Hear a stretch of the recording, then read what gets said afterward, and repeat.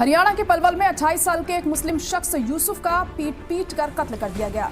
इल्जाम है कि यूसुफ गाय की तस्करी कर रहे थे। एक खबर के मुताबिक यूसुफ और उसका एक साथी हरियाणा के पलवल में एक गाय और एक बछड़े के साथ जा रहे थे। तभी भीड़ ने उन दोनों पर हमला कर दिया। इल्जाम है कि वे गाय और बछड़े की तस्करी करने के लिए जा रहे थे। भीड़ ने दोनों को बुरी तरह से पीटा। इसके बाद उन्हें दिल्ली के सफदरजंग अस्पताल में एडमिट किया गया। अस्पताल में एडमिट कराने के बाद यूसुफ ने दम तोड़ दिया। बताया जाता है कि यूसुफ के घाव गहरे थे। उनके साथी की हालत भी नाजुक है। इस मामले में पुलिस ने 10 लोगों के खिलाफ कत्ल का मुकदमा दर्ज किया है। आपको बता दें कि हरियाणा में गौ हत्या के लिए सख्त कानून बनाया गया है।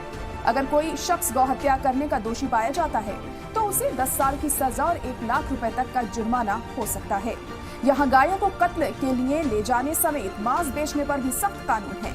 हरियाणा में साल 2015 विधानसभा में गौ संरक्षण और गौ संवर्धन बिल पास होने के बाद इसे राष्ट्रपति की मंजूरी मिल गई है।